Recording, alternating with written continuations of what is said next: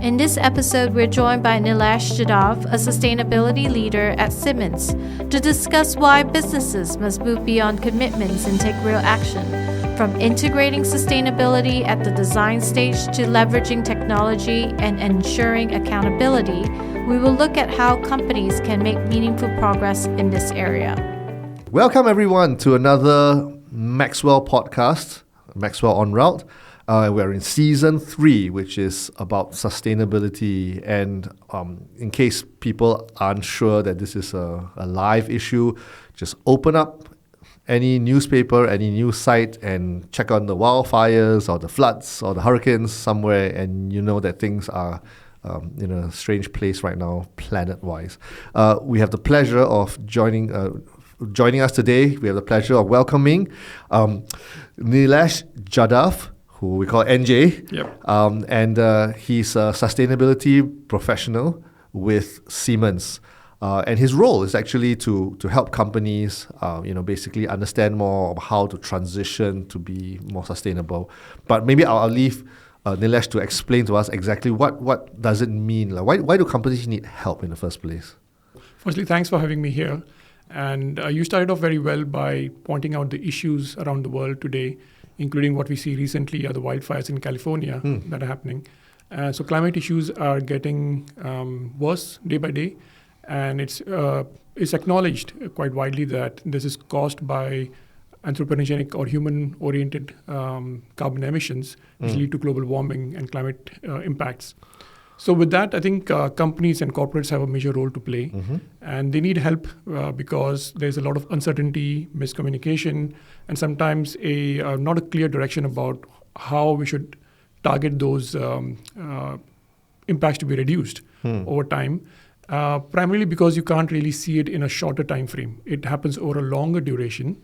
And that's why some people call it the inconvenient truth. Right. That it's not really, you can't see it. You can't see carbon dioxide going out from this room.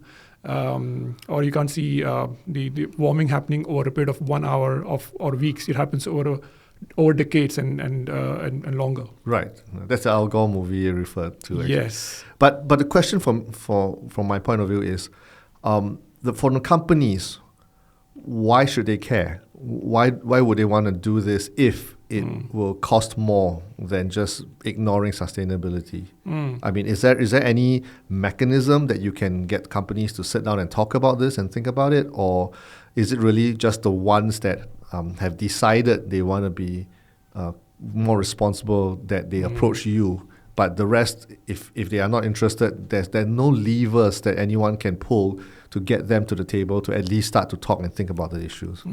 Interestingly, companies have realized that it's not just about helping the world. It's actually about survival, even for corporates. Okay. So for example, things become different as you operate in different countries. So now we have many countries which are suffering the climate impacts like weather conditions. If you have employees there, if you have operations there, you need to think about what would be the impact. Right. Apart from that, there is a clear consensus in the international bodies like UN and also the International Sustainability Standard Board in creating, reporting for such kind of issues and addressing the financial impact of sustainability issues on the company.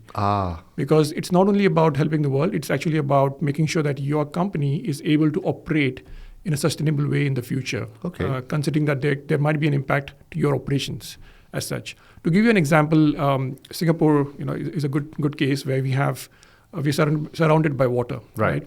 And for a very long time, we have already started designing our buildings, factoring in some level of sea rise, right? So if we don't do that, if we just ignore it, then we might have a bad impact without actually planning for it. So if you plan for it well and you cater for it, you put it in your goals, in your plans, it always will be beneficial in the long run.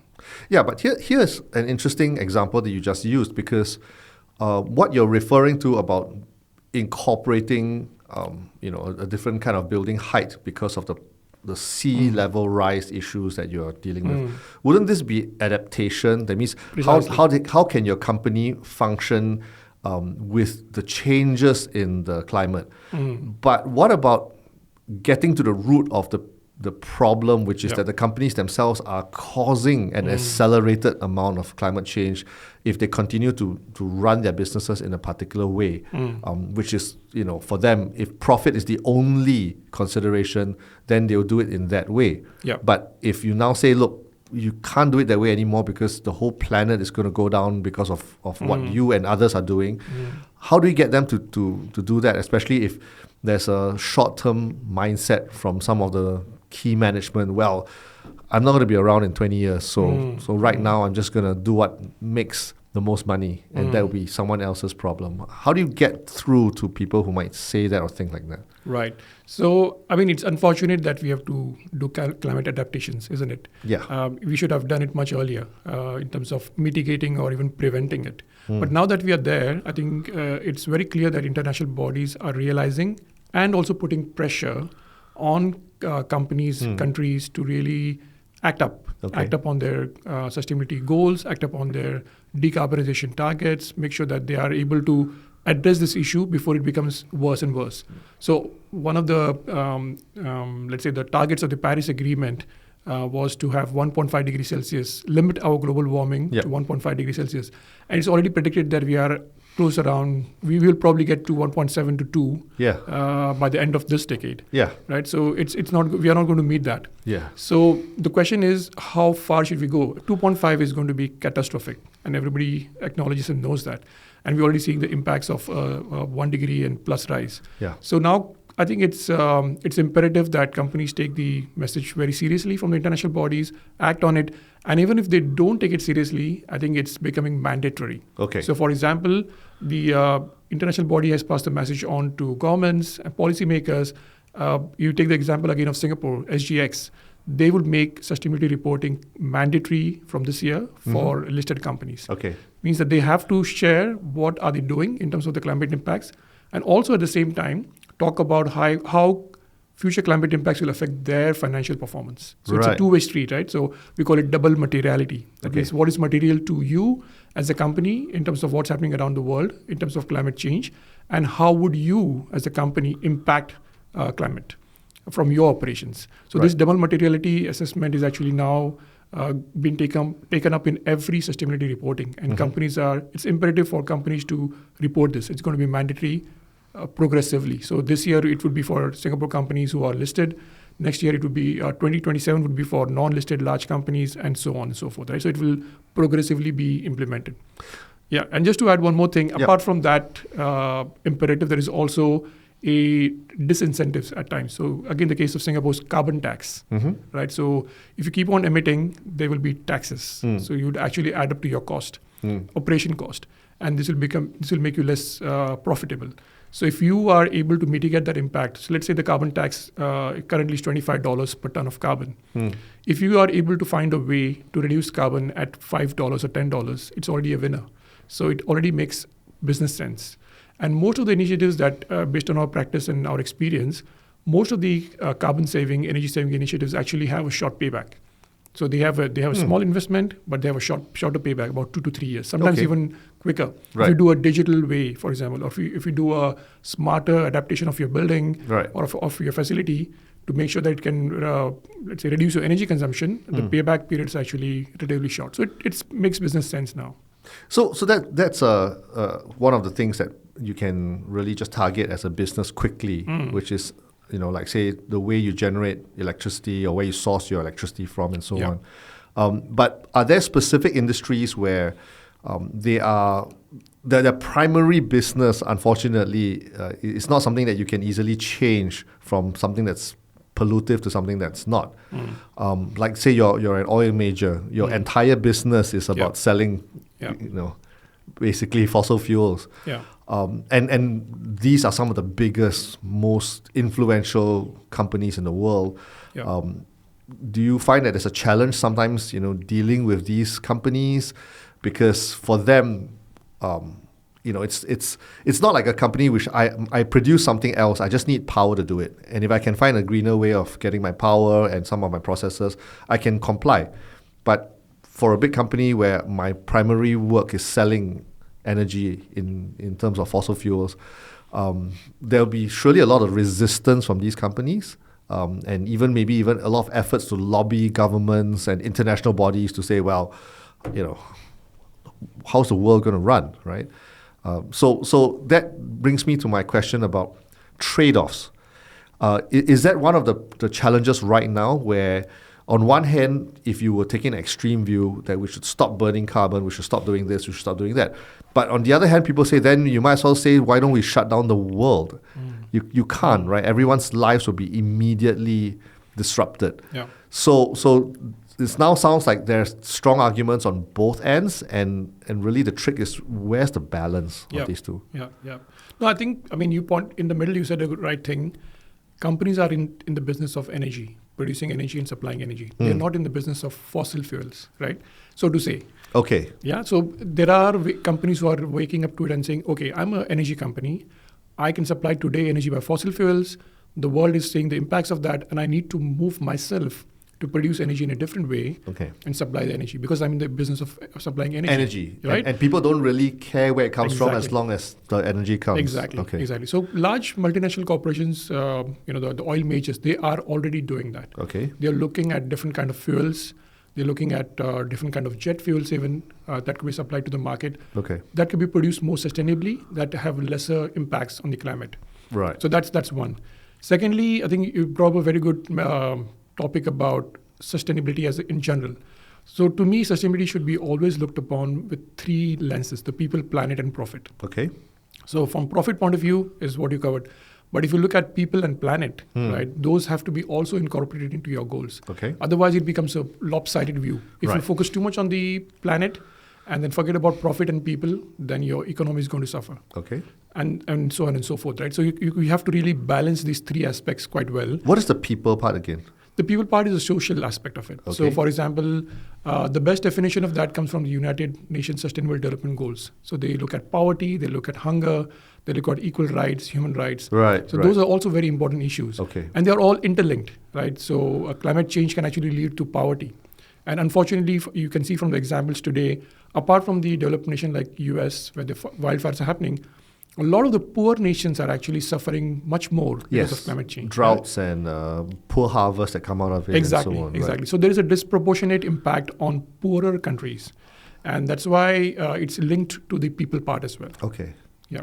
So that's interesting. So in a way, sometimes when people are skeptical and they give you a particular sort of pushback about sustainability and climate change, it might be because they have only been looking at one of these lenses exclusively and not the whole thing in totality, and realizing, okay, a more balanced way of approaching this is, yes, okay, this is important, but not in such a way that you throw out the other two, because that of course, no one's going to agree to say, well, we're only going to save the planet and everyone else stop everything you're doing. If people starve to death, I don't care, because planet more important. Yeah.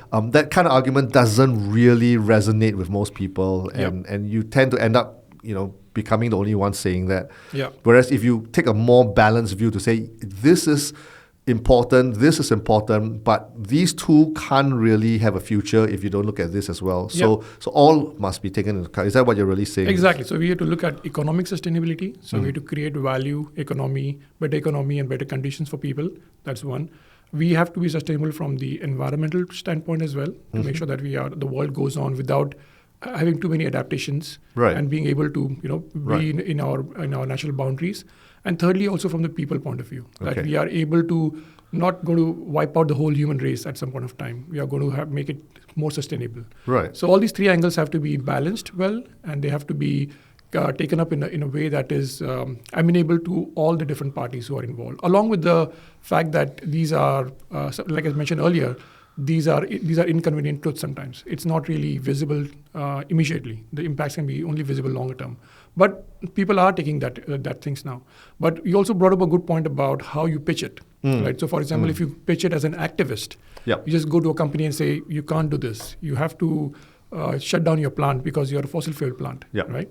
That approach can be seen to be too extreme, because the livelihood of people in the neighborhood of that company or that facility might depend on that company existing. And so be it, it's a fossil fuel company. But doesn't mean that it can just operate forever. then you have to think about the environmental angle, think about what emissions do they have because of their fossil fuel emissions that will come up. And they have to adapt. They might need to reduce it. They might need to change. Like I mentioned earlier, oil majors are looking at that change. And then they have to think about how they're creating economic prosperity for people as well. The people part, the human rights part, because you can't have exploitation. You need to have human rights also balanced at the same time. Sure. No, I mean, sometimes the conversation around the economy and profitability, money in general, can seem like a bad word because it's somehow there's a connotation of greed and about materialism and so on and so forth. Yeah. But there's also the element of when you have more resources, you can do more. It gives you options. Yep. Like for example, Singapore, because as a country that's quite well off economically, we have the ability to do things and to experiment with things.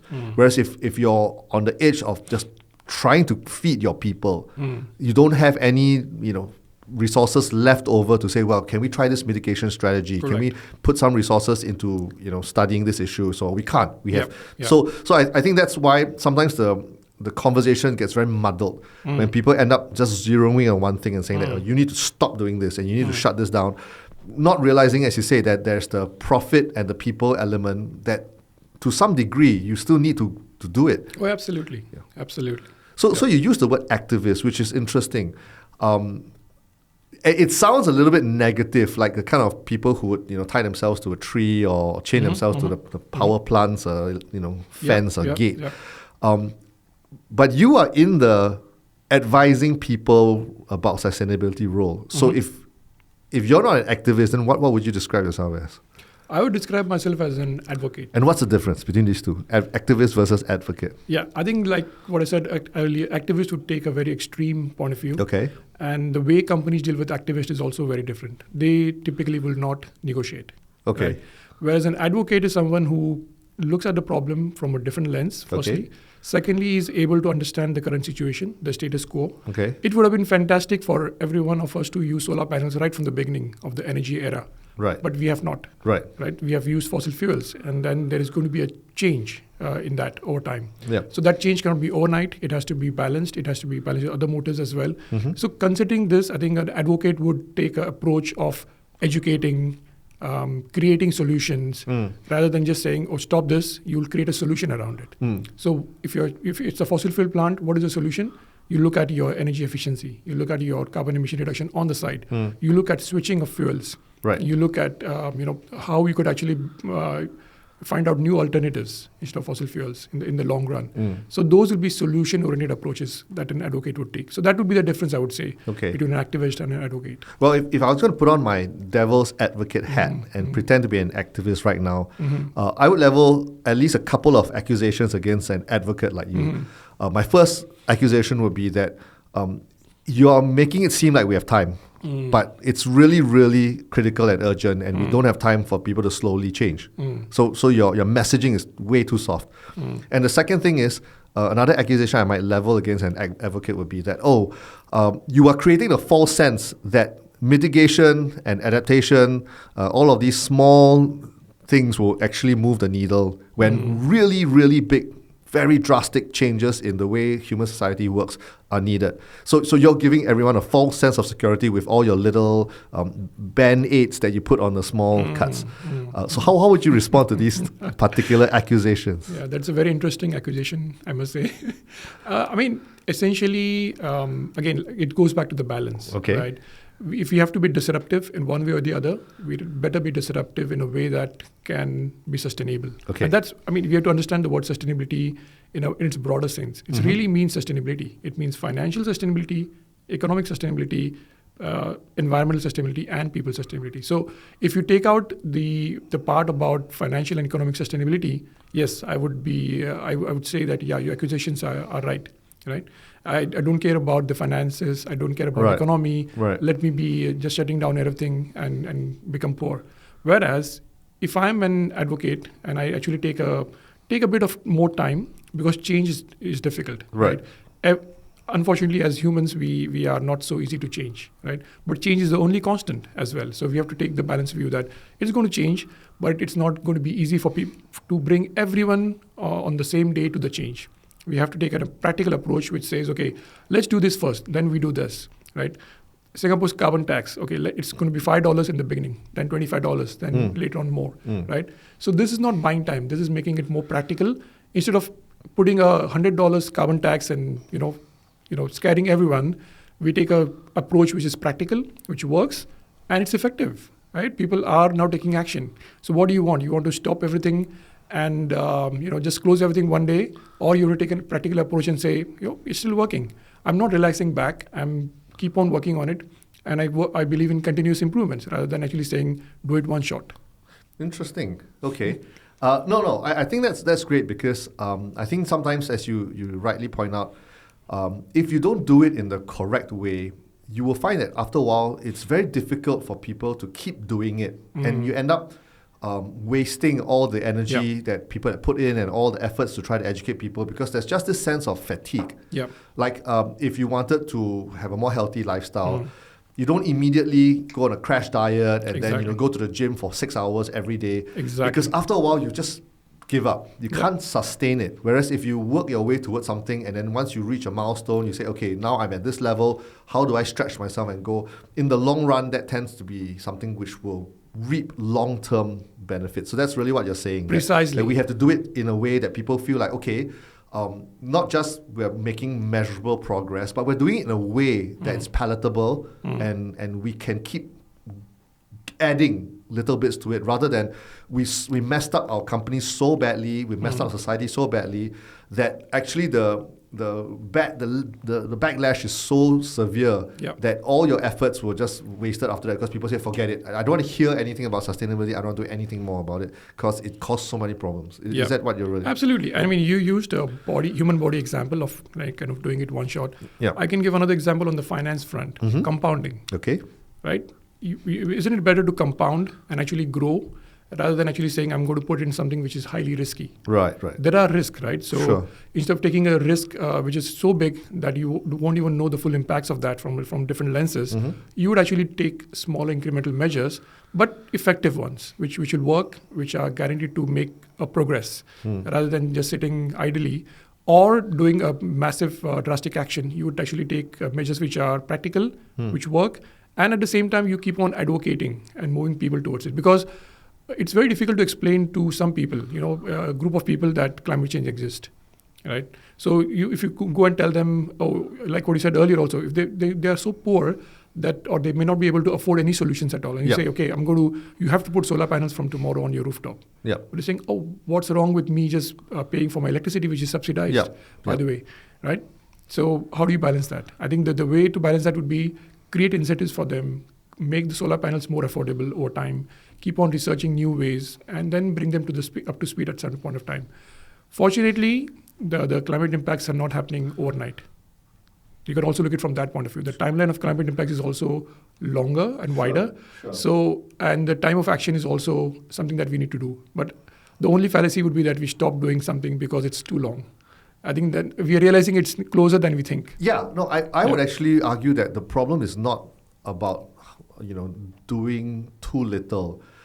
I would actually describe it as the Titanic problem, which is that the ship is so big that even after you've tried to turn the rudder, you can't turn the ship fast enough, and it's just going to keep going into the iceberg. Exactly. So the problem would be that it's not that we have time, so we might end up waiting too long, but it's just that things have been set in motion that even if everyone tomorrow decided that we're going to just change the whole world, you can't. There's so much momentum from decades of things that have been done, things that have been put into the atmosphere already, that unless you find a way to extract all of that from the atmosphere, even if you stop burning a single piece of carbon tomorrow, you're still living with decades of carbon that's already been put in the air. So I think that would be why some people may feel that the pace of change is too slow.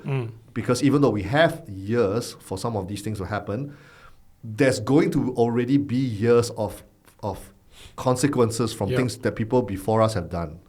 No, I love your example of Titanic, right? If the captain had swerved, let's say, a bit earlier, but too drastically, he might have killed people anyway. Sure. Right? Yeah. And then, of course, unfortunately, he decided to do it a bit late. But if you had taken course corrections, and I would call them course correction over time, Yeah. to make sure that you know the problem, it's a proven problem, you acknowledge, you see what could be done, and then you take action. Right. So you could deny the problem, or you could just say, solve the problem today. A better way, in my view, as an advocate, would be to acknowledge a problem and find a practical solution. So I have a related question about all of this work with companies. There will always be organizations which, no matter what your rules are and reporting standards, if they don't believe that they should do it, including companies that fraudulently report their profits and stuff like that, what's to stop them from doing the same for their climate goals? To say basically, I'm complying with all of my reporting, but no one checks anyway. No one knows how much carbon I'm using. So I'm just going to put whatever I need to put. Yeah. How do you address that as a potential problem going forward, despite all these mandatory kinds of requirements and so on? I mean that problem is a bit more generic problem. It borders on the ethics, right? More than actually climate. I mean, because like what you rightly said, those kind of companies exist on the financial reporting front as well. Fair enough. So if you can do a fraud in your financial reporting, nothing stops you from doing a fraud on your environmental reporting. Right.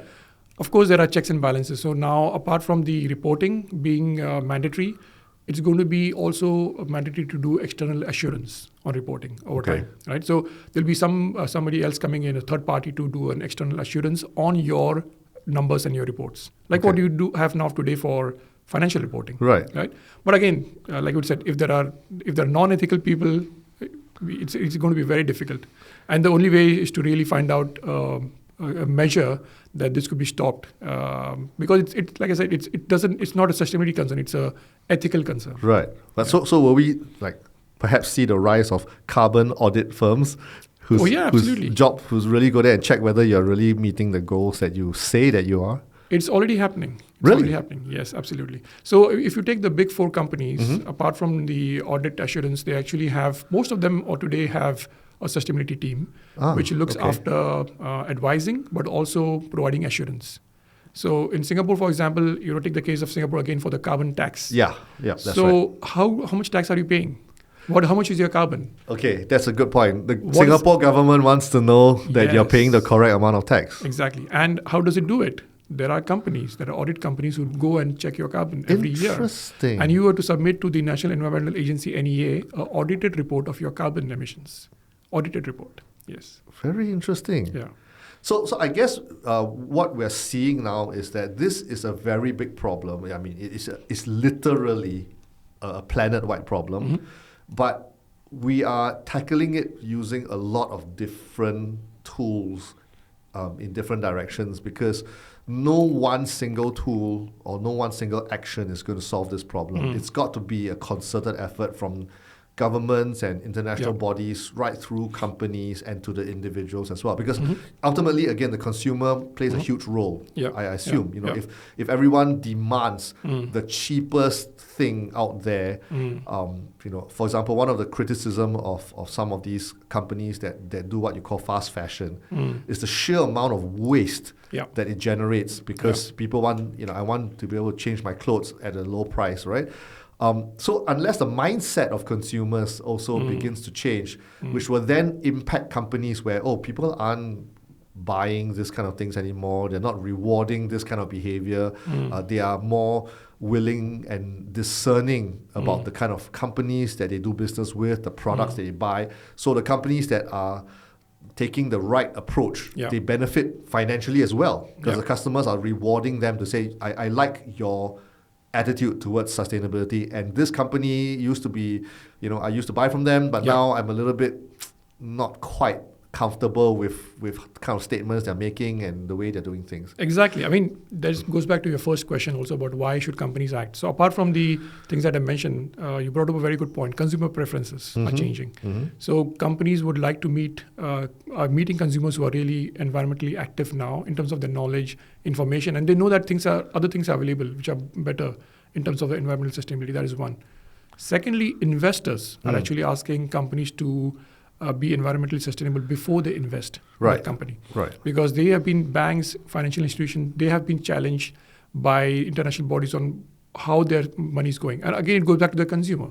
Am I going to invest in a bank which keeps on funding, let's say non-environmental friendly stuff in the long run? Sure. Or would I go for a bank which actually has an active way to manage it without, of course, compromising too much on the profitability in the long run? Right. Does it have a way to manage it? So that's second. And thirdly, people also become employees of companies. Sure. Right?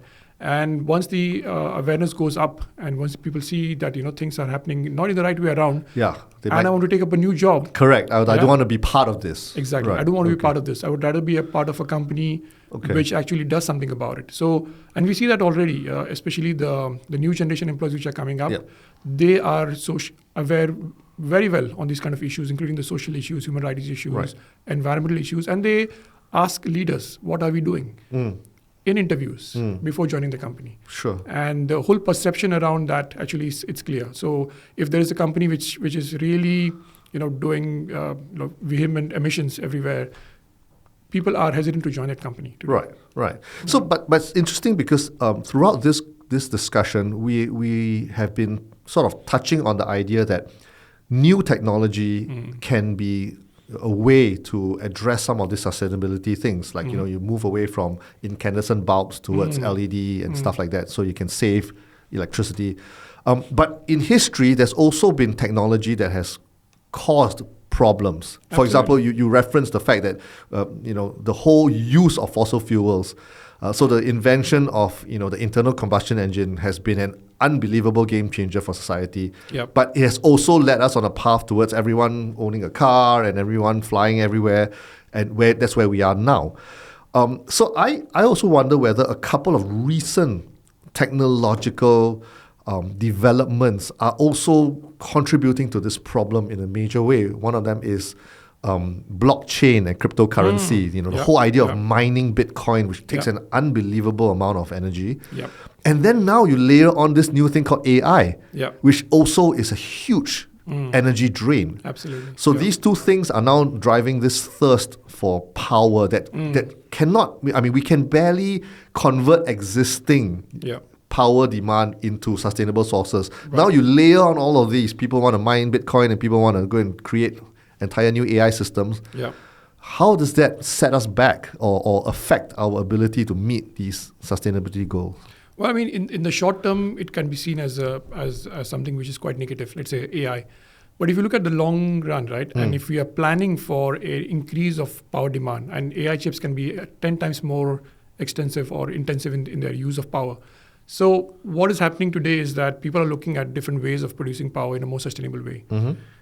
Example would be data centers are looking at, could they even already have a biofuel-based power generation on site? Could they have a hydrogen-based power generation? Could they have a nuclear-based power? Tech companies buying nuclear reactors, right? Exactly. Okay. So even though it's increasing, I think the good news is that the Earth has a lot of power resources available. If you just take the sun, the amount of sunlight that shines on us every day is enough for like n number of years. For sure. So we have to make sure, how do we harness that? How do we make use of that? And use it in a sustainable way. Right. So not going to be overnight, but as the new, for example, if all the new demands of data centers can be met by renewable energy only, and if there is a policy like that, or companies take that policy, then I think it's still going to be okay for us. But not going too far into the newer technologies. The technology which I find is very interesting in terms of this equation is air conditioning. Yeah, right. We all love air conditioning, and it's a great technology. But look at what we have done. The reason we use air conditioning is because of warm outside. And it's becoming warmer. So we use air conditioning. We use electricity. And we consume fossil fuels for the electricity generation. We create emissions. The emissions go and create global warming. Global warming makes the local temperature higher. So it's a vicious cycle, basically. It's a vicious cycle, right? So how do you get out of that? So one way would be to think about your efficiency. So I will use less aircon. I can survive at 26, 27 degrees Celsius, like what the Japanese did, for example. Or make a better technology to have play with the airflow and the temperatures, humidity in a way that you are more comfortable. So expand your thermal comfort envelope. That means you can be more comfortable at higher temperature, but Right. with a bit of wind flow. Right. So some people are doing in one of the buildings in Singapore at NUS, there is a hybrid cooling where they have air conditioning plus ceiling fans Okay. or fans for that matter, Yeah. mechanical ventilation. Yeah. So that actually helps you to broaden your envelope in a more favorable way, that you use less energy. That's one way. Second way would be to, instead of making electricity from fossil fuels, you make it from renewable sources, right? Again, you reduce your emissions.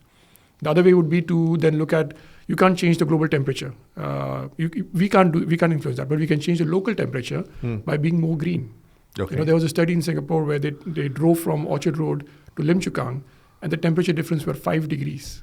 Not surprising. Yeah, so basically the greenery impacts compared to the concrete jungle. Right. Greenery also basically plays a part, and that's why there has been always a green plot ratio that the Building Construction Authority URA looks at, and that is mandated in Singapore to have X number of greenery percentage in your building, right? And that's important because you're taking out the trees, putting a building, but if you are not giving it back, you're not creating that green coverage for your building, then you're actually going to make the temperature go up much, much faster.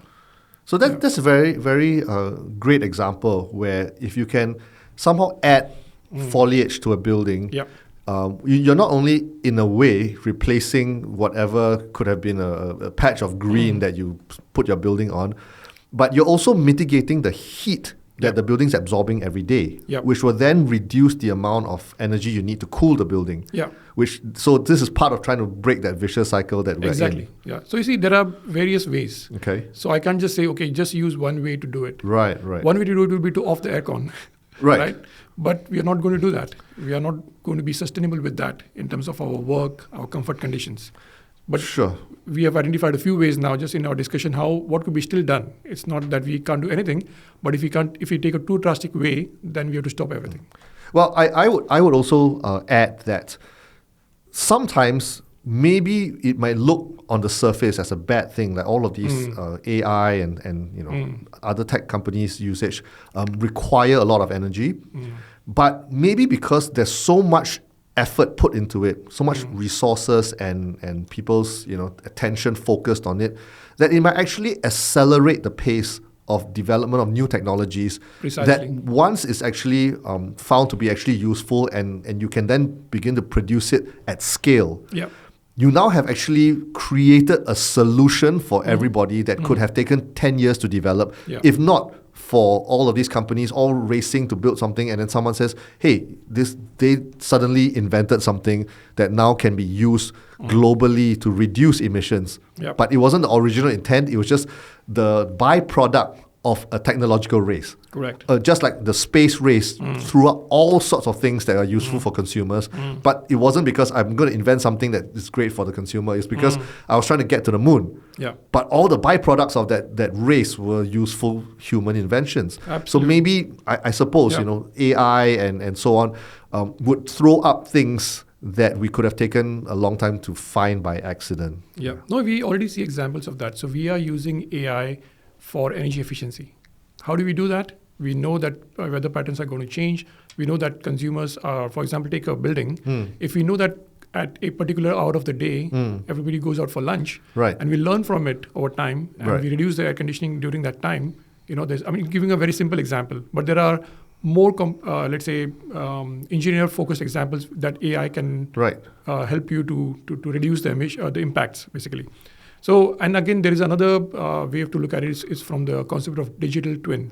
So you can create a digital replica of your new design or of a building or of a facility and make it more efficient. Right. Instead of actually thinking about how to do it later, you do it in the design stage. And that's the best way.